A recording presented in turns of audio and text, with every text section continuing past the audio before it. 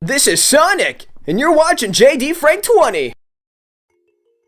What is up, everybody? How long should Sonic Movie 4 be? Over 2 hours or under 2 hours? With Amy Rose being the primary female heroine, I would prefer over 2 hours with amazing storytelling, especially if romance and action scenes are going to be involved. What are your thoughts? Sound off below.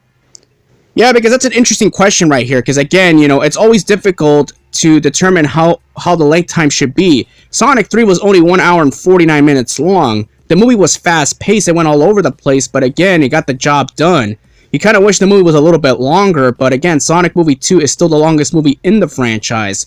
So we don't know if Sonic 4 is going to go that route, but again, if Sonic 4 is going to raise the stakes, I wouldn't mind going over 4 hours, going over 2 hours, 4 hours. I mean, yeah, if you're going to watch it back-to-back, obviously. 40X and then IMAX, why not?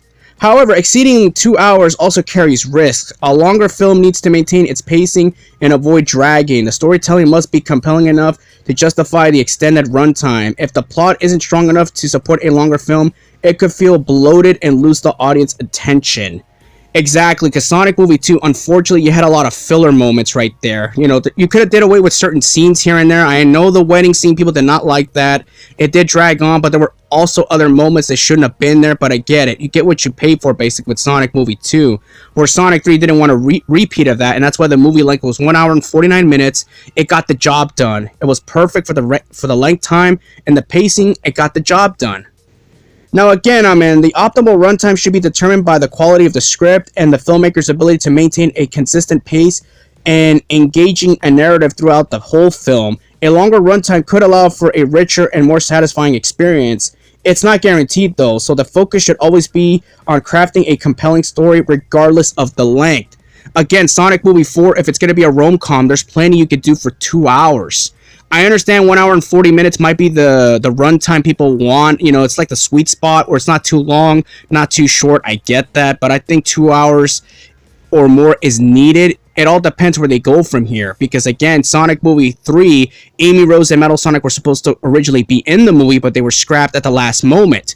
Yeah, because let's be real here. For Sonic Movie 4, when you have quality storytellers, like I mentioned, Pat Casey, Tyson Hesse, Josh Miller, you want Amy's character to be done justice, right? Pat Casey, you said it yourself, and obviously shoehorning her in Sonic Movie 3 wasn't going to provide that. So Sonic Movie 4, you have all the time in the world. You had Sonic fans waiting almost 2 years for this moment. So we want a damn good story out of this, so you guys have to deliver. You got to go big on this movie. And with Amy Rose being the primary character, I have confidence in Paramount they'll get the job done. As long as it's not too boring or it doesn't drag. Again, Sonic Movie 2, unfortunately, the biggest problem is you had some moments that shouldn't even have been there. It dragged on way too damn long.